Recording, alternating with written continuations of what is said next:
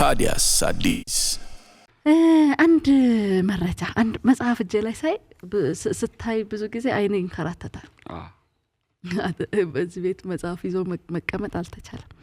ጋዜጠኛ መላኩ ብርሃኑ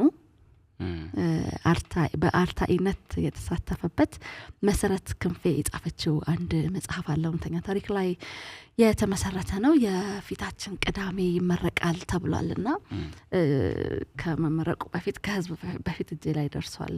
አፈፋ አድርጌዋለሁ። ጋዜጠኛ መላኩ ብርሃኑን በአብይ ጉዳይ ፕሮግራሙ በደንብ የምናውቀው ጋዜጠኛ ነው። ደወል አድርጌ መጽሐፉ ምን ላይ የተመሰረተ ነው እንለዋለን። ጋዜጠኛ መላኩ እንዴት ውለሃል? እግዚአብሔር ይመስገን። እንዴት ናችሁ? አለን ይመስገን። ዛሬ እንግዲህ የእናንተን መጽሐፍ ይዤ ነው ያለሁት። የማይናገረው ልዑል የሚል መጽሐፍ እጄ ላይ ገባና ትንሽ ለማንበብ ሞከርኩኝ። ጨርሺ ተብዬ ታዝዤ ነበር። ኑሮ ይዞኝ ነው ያልጨረስኩት። በጨርሺው በጣም ጥሩ ይሆን ነበር። ኢትስ ኦኬ አይ ግን በጣም ቆንጆ ነው። ኦልሞስት ልጨርሰው ትንሽ ገጾች ናቸው የቀሩኝና ከቅርብ ጊዜ ወዲህ መላኩ በተለይ ከኦቲዝም ጋር የተገናኙ እንቅስቃሴዎችን ስታደርግ ማህበራዊ ሚዲያዎችህም ላይ ያየን ነው ያለነውና ገብተህበታል በደንብ እጅህን ሰብስበህ አይደል? ከቅርብ ጊዜ ወዲህ አይደለም ወደ 7 አመት 8 አመት አካባቢ ሳይሆነኝ የቀረ አይመስለኝም። ያ መቼም እንደ ማህበራዊ ችግር አድቮኬት ልናደርግለት ከሚገባው ችግሮቻችን አንዱና ዋናው ኦቲዝም ነው። በደንብ ያልታየ ብዙ ያልተጠናና አብዛኛው ማህበረሰብም በአመለካከት ደረጃ በቂ ግንዛቤ የሌለው ዘርፍ ስለሆነ ብዙ እናቶች፣ ብዙ አባቶች፣ ብዙ ወንድሞች እየተጎዱበት ያሉ ችግር በመሆኑ ያንን እንደው ቢያንስ በግንዛቤ መፍጠር ረገድ ትንሽም ለውጥ ማምጣት የሚቻል ከሆነ እንደ ሙያ ኃላፊነት እየሰራሁበት ነው ያለው።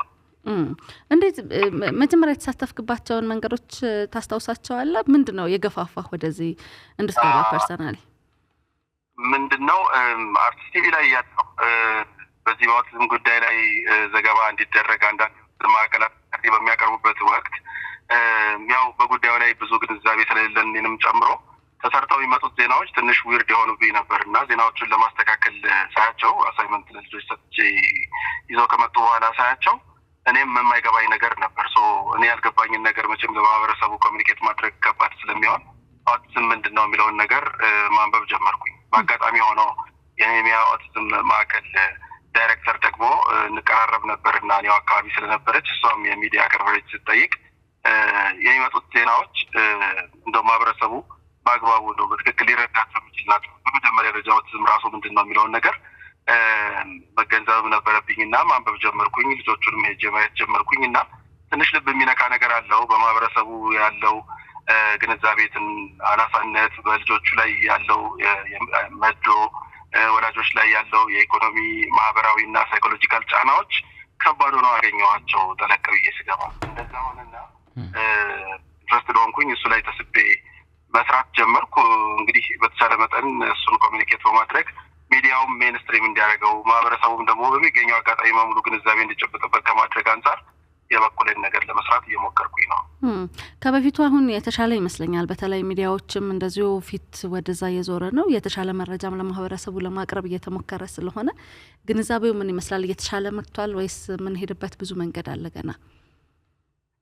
ብዙ ይቀረናል። ሆነስትሊ እንደው አሰች እዚህ ከተማ አካባቢ ያለው አሁን ሚዲያውም ትንሽ ፎርፍሮንት እየወጣ ኦቲዝምን እና ከኦቲዝም ጋር የተያያዙ ጉዳዮችን ሪፖርትም ዜናም ፕሮግራምም መስራት መጀመሩ በኦቲዝም ጉዳይ ላይ የተጻፉ አንዳንድ ነገሮችን ብቅ ማለት መጀመራቸው እንደ ጥሩ ጎን የሚታይ ቢሆንም እንደው አጠቃላይ በሀገር አቀፍ ደረጃ ኦቲዝምን በተመለከተ ያለው አመለካከት አሁንም ትክክለኛ ግንዛቤን የጨበጠ አይደለም። አክሰፕታንሱ ደግሞ በተለይ አሁን በዓለም አቀፍ ደረጃ ኦቲዝም አዌርነስ ላይ ሳይሆን አክሰፕታንስ ላይ ነው መሰራት ያለበት፣ መቀበሉ ላይ።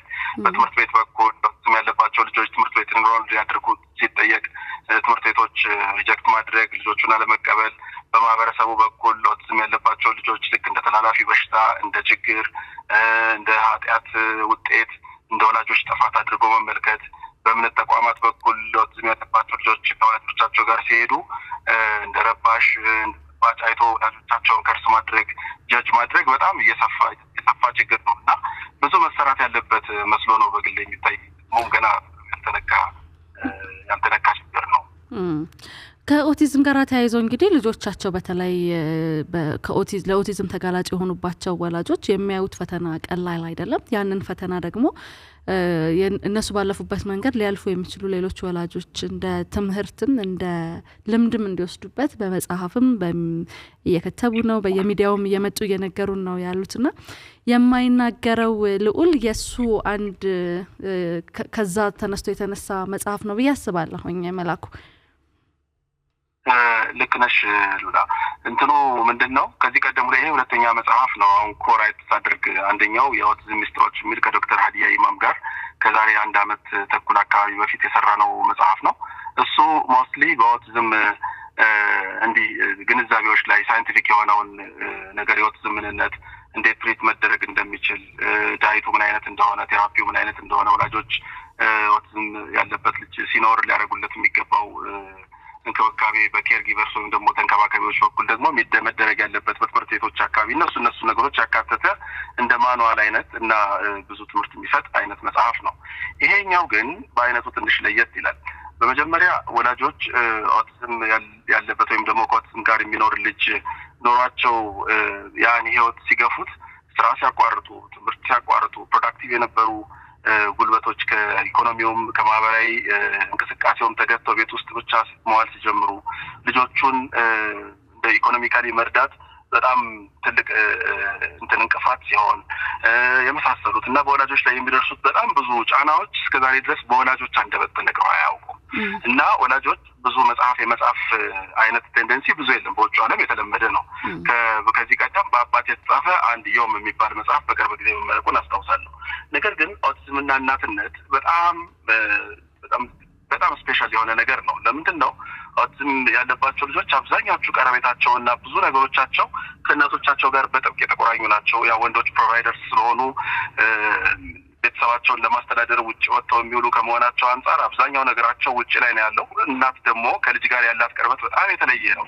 ከዛ አንጻር በተለይ ኦቲዝም ያለባቸው ልጆች ደግሞ ባይ ዴር ኔቸር እናታቸው ጋር በጣም የተጣበቁ ናቸው እና የዕለት ከዕለት እንቅስቃሴያቸውን፣ ችግራቸውን፣ ውስጣቸውን በደንብ አንደርስታንድ የምታደርገው እናት ናት። ከዛ አንጻር እናቶች የሚያሳልፉት ችግርና መከራ እንዲህ በቃላት የሚገለጽ አይደለም።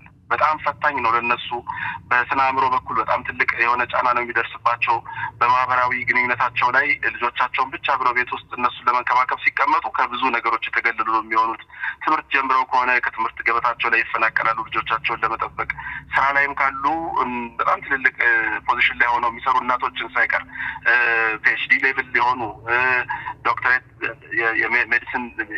ሜዲሲን ያጠኑም ጭምር ብዙዎቹ ቤታቸው ናቸው ያሉት እና በጣም ብዙ ማህበረሰቡ መጥቀም የሚችሉ እናቶች በቤታቸው ልጆቻቸውን ለመንከባከብ ተቀምጠዋል።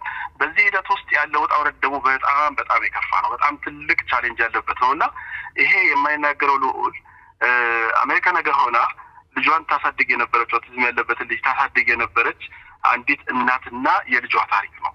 በተለይ ከሀገር ስትወጪ በጣም ብዙ ችግሮች አሉ። ኦብቪየስሊ እኛ የምናውቃቸው የኢኮኖሚ ችግሮች አሉ፣ የአመለካከት ችግሮች አሉ። ደግሞ ከቀለም ጋር በተያያዘ ደግሞ ያሉ በግልጽ የማይታዩ ዲስክሪሚኔሽኖችም ደግሞ ማግለሎች አሉ።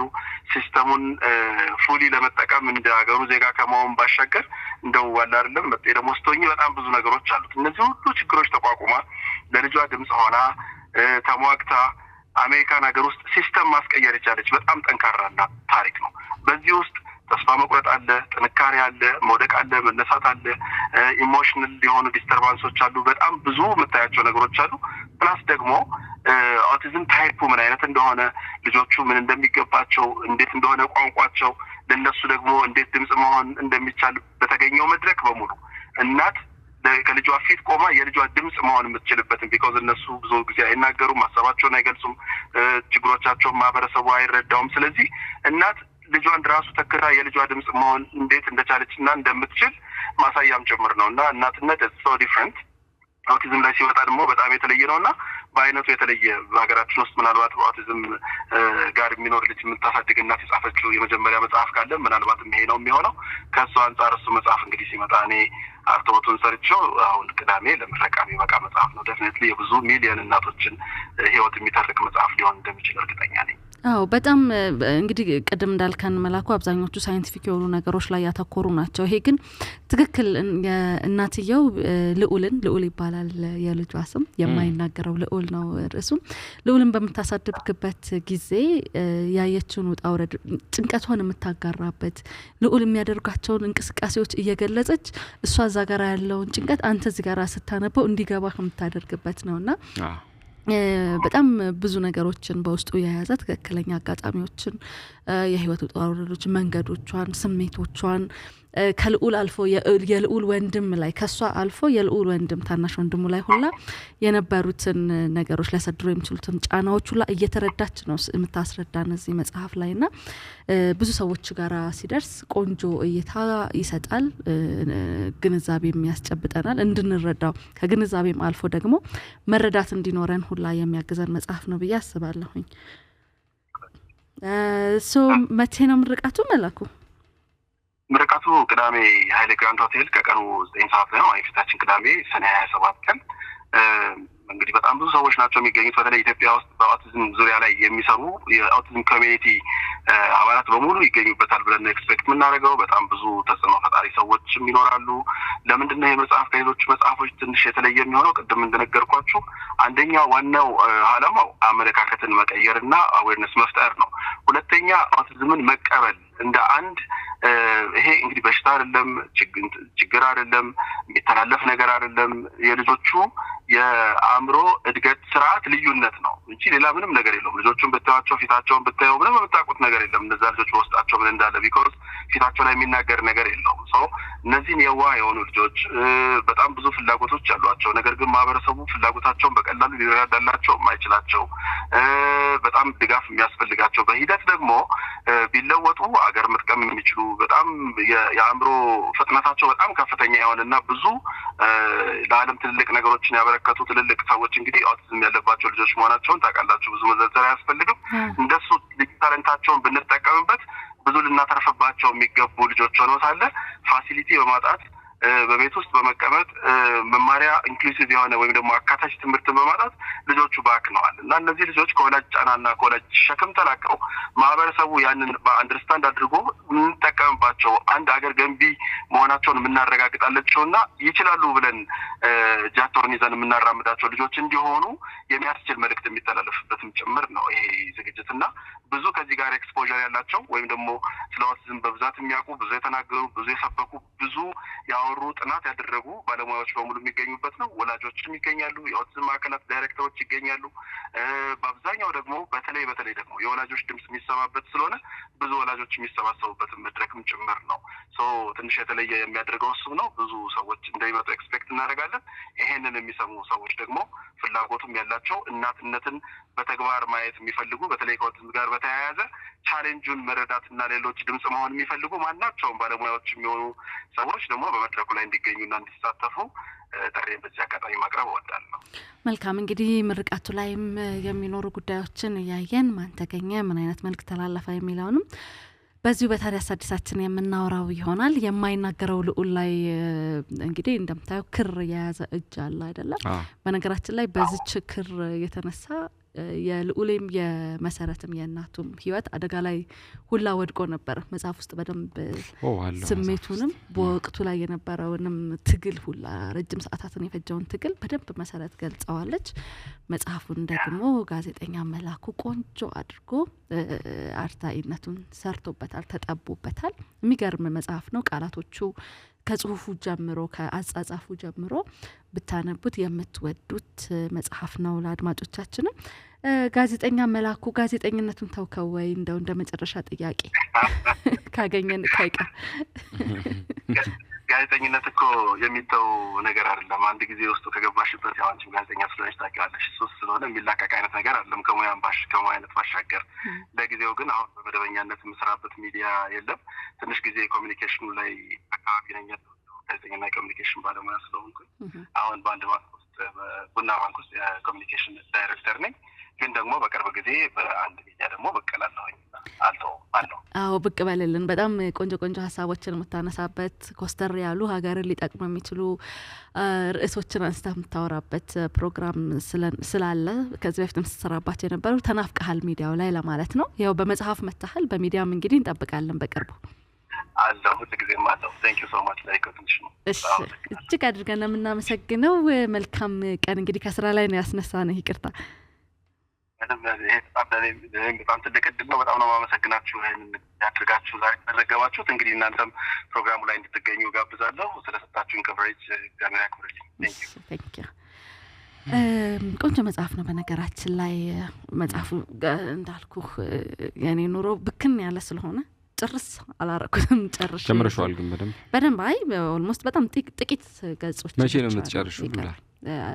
አሁን በጣም የሚያጓጓ ሰዓት ላይ ስለሆነ ያለሁት። አሁን ልታነቢው ነው እንዴ? እኔ መቼ ነው የምትጨርሺው? 209 ገጽ ላይ ነኝ። 250 ነው አጠቃላይ ገጹ። አይቀበልሻለሁ ካነበብሽ በኋላ ሄደ ከዛ ውሰድ። እዛ እኮ ለምርቃት ነው እንደ ሪፈረንሱን ላጠቀምበታለሁ። ባይዘው እንኳን ላውስክ አንብቤ ከጨረስኩ በኋላ አንዳንድ መጽሐፎች አሉ አይደለ? አንብበ ከጨረስኩ በኋላ የሆነ ሀሳብ ሲመጣ ቆይ ብለህ ገጽ 63 ላይ ትሄድና ወደ ኢትዮጵያ ለመሄድ ማቀድ ከጀመርኩ ቆየሁ። ልዑል የ9 ዓመት ልጅ ሆኗል። ሰውነቱ ግን ከእድሜው በላይ ነበረ። እንደኔ አይነት ኦቲዝም ያለበት ልጅ ይዞ ጉዞ ማቀድ ቀላል የሚመስለው ሰው ሊኖር ይችላል። ነገር ግን እንኳን ጉዞውን እቅዱን ማሰብ እንኳን በቀላሉ በራሱ ቀላል አልነበረም የሚለውን ዝም ብለህ ገብተህ እንደ ሪፈረንስ ተጠቅመህ። ለነገሩ መጽሐፍ ብዙ ጊዜ አይዋስም ይባላል። መጽሐፍ ከዋስሽ በኋላ የተዋሰው ሰውዬ መጽሐፍ የመመለስ እድሉ በጣም ጠባብ ነው ይባላል። መጽሐፍ መዋስ ከባድ ነው፣ ግን መጽሐፍ ለሚመልስ ሰው ግን መዋስ ደግሞ ችግር የለውም። እኔ የምመልስ ሰው ነኝ ለማለት ነው። ለነገራችን ላይ ሰይፉ መቼም መጽሐፍ ይዞ እጁ ላይ እስቲ ሰይፉ ምን መጽሐፍ ነው ያስከው ስል እንዲህ ነው የሚለው። መቼ ለታም የሆነ መጽሐፍ ይዞ ሄደ እየሮጣ ከእጄ ላይ ነው የሚቀማው። ኧረ እኔው እያለሁ ሮጣ ይዞት እና ሁሌ ምን መጽሐፍ ይዘህ ነው ሰይፉ ካልኩት ወደ ጀርባ ለእኔ ነው እንጂ እኔ አሁን ሌላም ጊዜ መጽሐፍ አንድ መጽሐፍ ሁለት መጽሐፍ አውሶኝ መልሼለታለሁ። ላንቺ ግን ልክ ነው መሮጡም ይገባዋል ባይ ነኝ። መሮጥ ብቻ ነው እንዴ ደብቆ ከኋላ ምን ይዘህ ነው ሰይፉ? ምንም እኔም ሰመረን ሳይሆን እንደዛ ነኝ ባይዘይ። እንዴት? ሰሜም እንደዛ ነው። ሰሜ አይመልስም።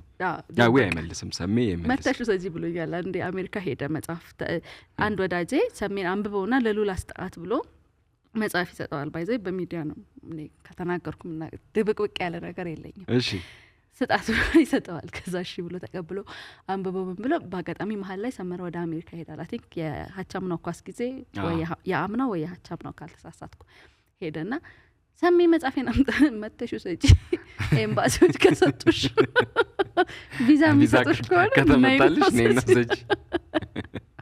እንደዚህ ደረጃ ነው ያለ ነው የማይናገረው ልዑል። ግን በጣም የሚገርም ነው። ይቺ ክር እንደው ምስሉ ላይ ስላለች መጽሐፉ ላይ ስላለች ይቺ ክር ለልዑል ሲተኛም ሲቀመጥም እጁ ላይ የሚይዛት የቅርብ ጓደኛው ናትና በአንድ አጋጣሚ ባህር ዳር ሊዝናኑ ሄደው ውሃ ውስጥ ትወድቅበታለች። ይቺ ክር ማንም የሌለበት ሰዓት ስለነበረ ክሯን ለማዳን ወደ ውሃ ውስጥ ለመግባት እናቱን ለሰዓታት የታገለበት አጋጣሚ ነበር እና የእናትየውም የልጅየውም ህይወት አደጋ ላይ የወደቀባት እቺ ክር አሁን ለኛ ምንም አይደለች ማለት ክር አይደለም ሌላም ነገር ውሃ ውስጥ ቢወድቅ በዛ ልክ ህይወታችን አደጋ ላይ አንጥልም። ግን ልዑል ጭንቅላት ውስጥ ምንድነው የተከናወነ ያለው ምን እያሰበ ነው ያለው የሚለው መረዳት የሚከብደው በዚህ ነው። እቺ ክርም ትልቅ ትርጉም አላት ማለት ነው። እንግዲህ አሪፍ መጽሐፍ ይመስላል።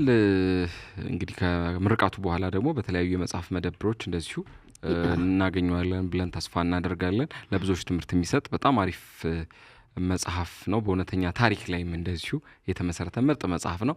ታዲያስ አዲስ